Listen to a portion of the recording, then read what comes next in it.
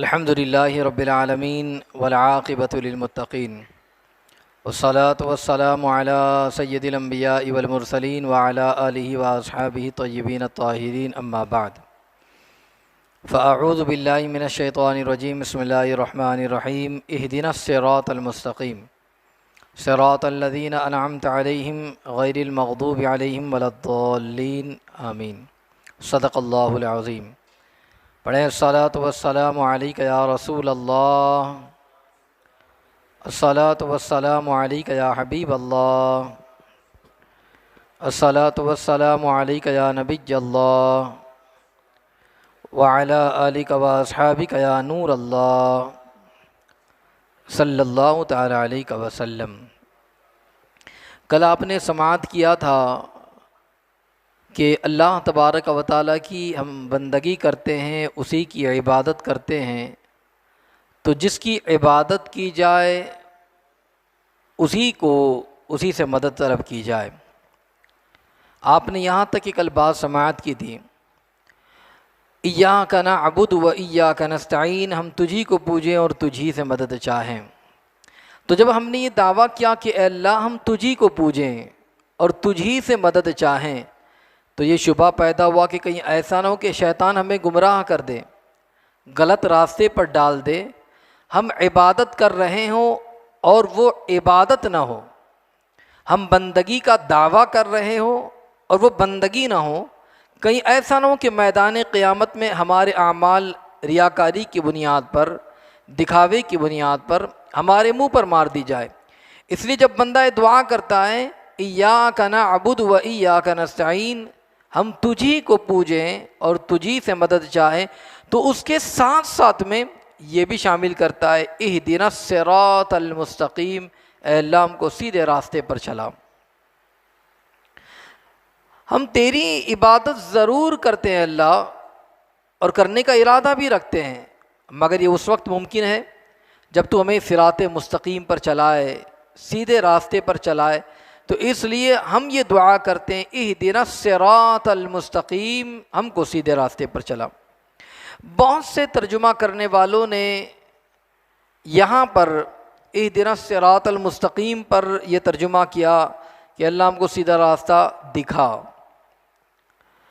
امام اہل سنت اعلیٰ حضرت عظیم البرکت مجدد دین و ملت امام عشق و محبت امام احمد رضا خان فاضل بریلوی علیہ الرحمہ نے کنز الایمان میں اس کا ترجمہ یوں فرمایا، اے اللہ ہم کو سیدھا راستہ چلا۔ آپ دیکھیں کہ دعا یہ کی جا رہی کہ اے اللہ ہم نے تیرے محبوب کی ہدایت کے مطابق سیدھا راستہ دیکھ تو لیا ہے، مگر تو ہمیں منزل مقصود تک پہنچا دے۔ راستہ دکھانے والا اگرچہ راستہ دکھا دے، مگر آگے جا کر آپ بھٹک سکتے ہیں، ایسا ہو سکتا ہے۔ مثال کے طور پر آپ مجھ سے کسی نے اگر پوچھا کہ یہ فلاں گلی کہاں جاتی ہے، تو اسے بتا دیا میں نے کہ ہاں یہ فلاں فلاں اس طریقے سے آپ چلے جائیے، قمر کالونی جانا ہے تو یہاں سے آپ سیدھا نکل جانا، وہاں سے لیفٹ مڑ جانا، سیدھا راستہ ہے، پھر رائٹ چلے جانا۔ ہو سکتا ہے کہ وہ کسی اور گلی میں نکل جائے، وہ بھٹک سکتا ہے، مگر جب بتانے والا ساتھ میں موجود ہو اور قمر کالونی تک پہنچا دے تو اس میں بھٹکنے کا سوال ہی نہیں پیدا ہوتا ہے۔ تو اللہ کی بارگاہ میں دعا کر رہے ہیں کہ بلا تمثیل یہ کہنا چاہتے ہیں کہ بندہ کہتا ہے اہدنا الصراط المستقیم، اے اللہ جو ہے راستہ ہم نے دیکھا تو ہے، مگر اپنی مشیت کو ہمارے ساتھ کر دے تاکہ ہم کہیں بھٹکنے نہ پائیں، کہیں بہکنے نہ پائے، ہمیں منزل مقصود تک پہنچا دے اور ہم جو ہے تو صراط مستقیم پر چلا دے۔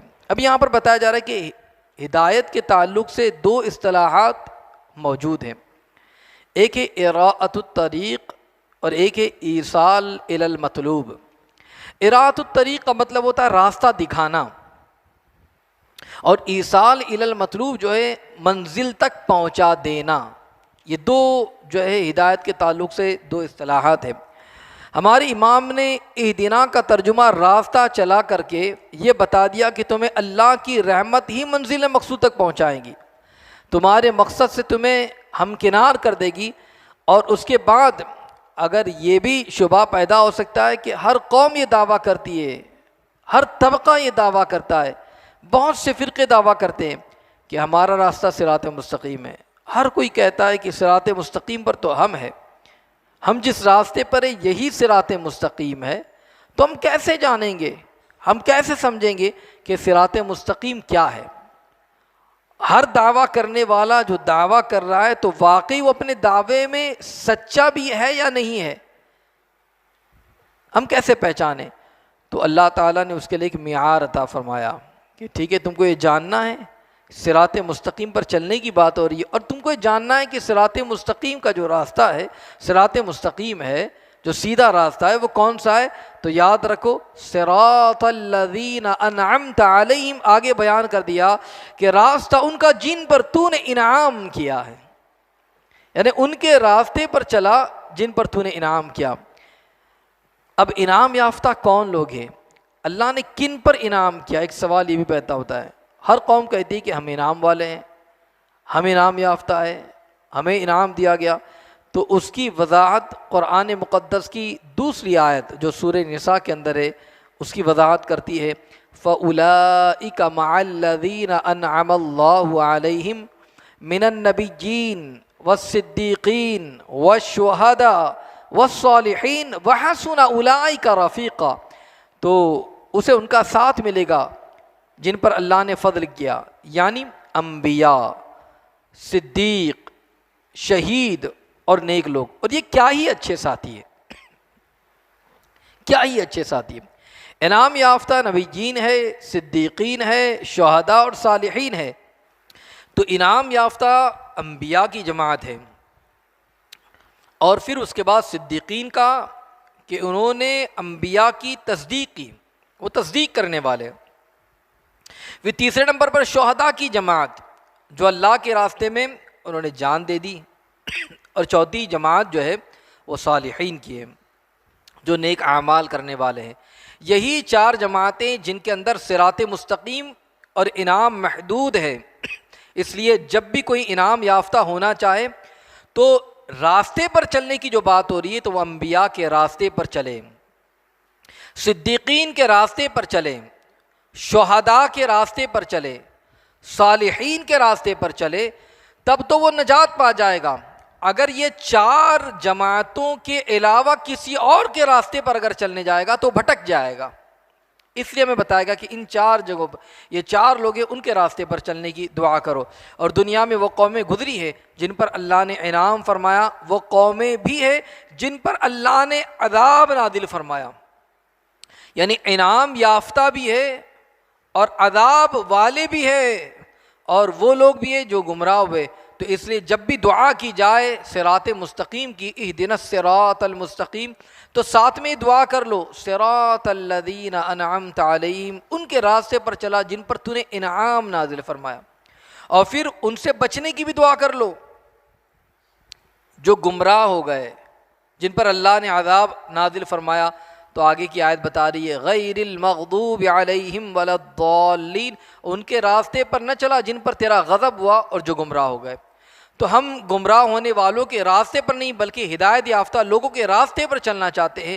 اللہ تبارک و تعالیٰ کی بارگاہ میں اس طریقے سے دعا کرے۔ تو سورہ فاتحہ کے حوالے سے آپ نے مختصراً سماعت کیا کہ عظیم صورت مبارکہ، اور اس کے حوالے سے اس میں اللہ تعالیٰ کی حمد و ثنا بھی ہے، اس میں دعا کا طریقہ ہمیں بتایا گیا، اور کس طریقے سے اللہ کی بارگاہ میں مانگا جائے، کس طریقے سے دعا کی جائے، وہ ساری چیزیں اس میں بیان کر دی گئی ہیں۔ تو امید کرتا ہوں کہ انشاءاللہ اس صورت مبارکہ کی ہم تلاوت کریں گے، اور جس طریقے سے ہمیں دعا مانگنے کا طریقہ بتایا گیا ہم اس طریقے سے دعا مانگیں گے تو انشاءاللہ العظیم ہماری دعائیں بھی قبول ہوں گی، اور ہمیں جو طریقہ بتایا گیا اس طریقے پر دعا مانگ کر انشاءاللہ کامیاب ہوں گے۔